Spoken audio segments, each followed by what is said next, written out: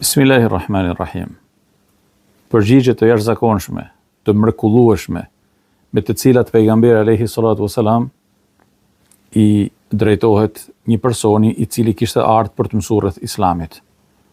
Përgjigje befasuese, që ndoshta nuk i keni dëgjuar më përpara, e që shumica prej nesh kanë nevojë me ju qasje më të madhe këtyne përgjigjeve të jashtëzakonshme të pejgamberit ton alayhi salatu wasalam, kur një person erdhi dhe e pyeti çfarë është Islami.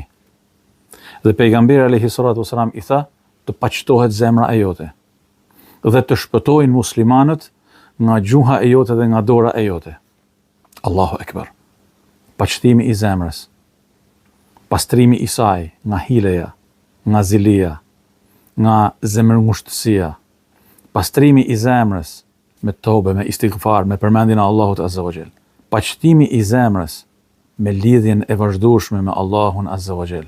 Me shpëtu muslimanët nga gjuha e jote dhe nga dora e jote.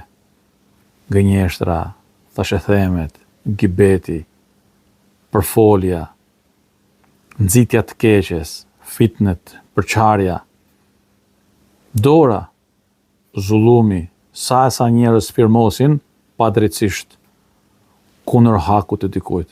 Sa njerëz klikojnë padrejtisht ku nuk duhet prekur. Sa njerëz shkruajnë çfarë nuk duhet me dorën e tyre, duke i bërë dëm muslimanëve, duke i bërë dëm Islamit dhe shoqënisë së tyre muslimane. Rregulli numër 1, paqtimi i zemrës. Dhe me shpëtu tjetri, pra për vëllezërve të tu, e motrave tuaja, nga gjuha e jote dhe nga dora e jote. Edhe pse ti mendon shpesh herë se ajo çfarë ti po bën, është e drejtë, është e mirë, është e duhuna. E në fakt, ti po bën një dëm të madh për Islamin dhe për muslimanët. Ky është një mesazh i madh, i jashtëzakonshëm për mu të parin dhe për të gjithë ne së bashku, të dashur dhe të shtrenjtë. Pastaj, personi që u tërhoq nga kjo përgjigje pejgamberit alayhi salatu wasalam, vazhdoi të i tha, çfarë është më e mira e këtij Islami ose mënyra më e mirë për ta dëshmuar Islamin? I tha besimi. Do të thënë, atë që ti e thu, atë që ti e praktikon, ta besosh, ta kesh bindje të palkundur. E i tha, çfarë është besimi? Çfarë është imani? I tha, të besosh në Allahun, në melekët e tij, në librat e tij, në pejgamberët e tij dhe në ringjalljen, pra në ditën e gjykimit. E nëse ti e ke bërë këtë, ti je besimtar. Personi vazhdoi dhe i tha, dhe çfarë është më e mira? Pra kulmi i dëshmimit të këtij besimi. I tha, hijreti, emigrimi. Kujdes.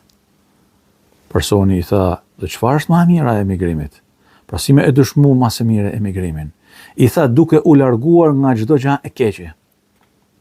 Allahu Ekber. Me u largu nga çdo gjë e keqe, e dëmshme në jetën tënde të përditshme. Ti je muhaxhir. Që thotë se koncepti i emigrimit nuk qenë ka thjesht të larguarit nga vendlinja drejt një vendi tjetër, por përmirësimi i jetës në vendlinjen tënde, në tokën tënde, në vatanin tënd, duke u distancuar nga e keqja dhe duke promovuar të mirën, duke e nxitur të mirën, duke e dëshmuar të mirën. Allahu Ekber.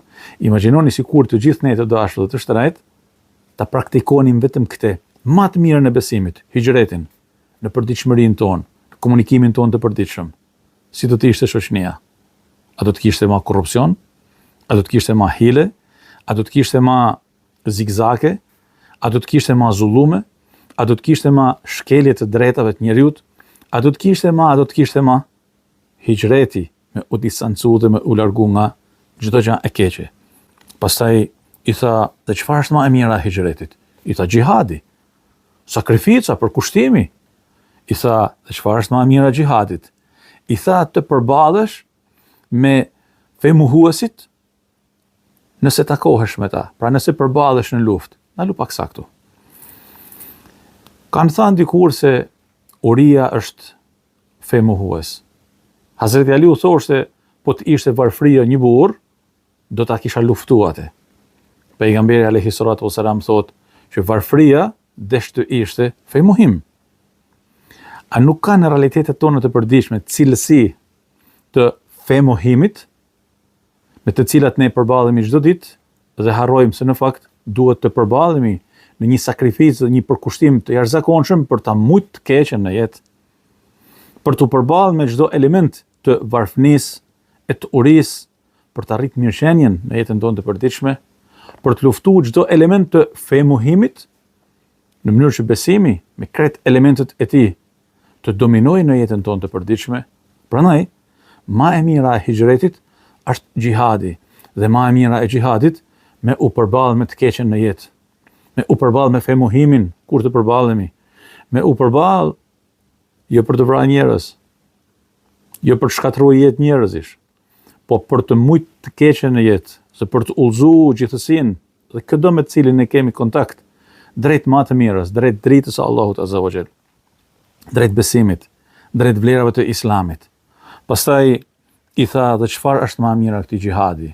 I tha, ai person i cili i gjymtohet kafsha e tij, edhe i derdhet gjaku i tij.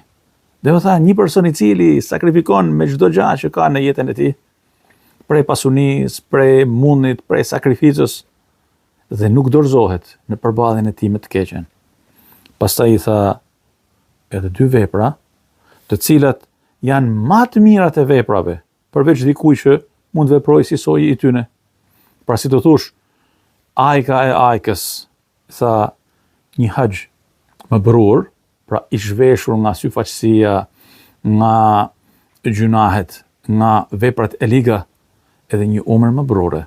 Pra edhe një përgjigje ndaj Allahut Azza wa Jall, ashtu siç ka kërku, në mënyrën më të mirë të mundshme. Të dashur, këto janë thirrje të mrekullueshme të pejgamberit ton alayhi salatu wasalam për ta shijuar Islamin në përditshmërinë tonë, për ta shijuar çdo gjë që na ka ardhur nga Zoti i gjithësisë në mënyrë të qytetëruar, për të kuptuar se ky Islam dhe ky besim dhe këto adhurime në fakt janë legjitimu për të na rrit, për të na bërë njerëz të qytetëruar, për të përmirësuar cilësia e jetës në këtë botë dhe për të dëshmuar muslimani si njeri që e zhvillon jetën, që përballet me të keqen, që e lufton prapësinë dhe që përpiqet me sa ka mundësi, me çdo frymë të tij, për të dominuar e mira në jetë. Allahu ju dashtë.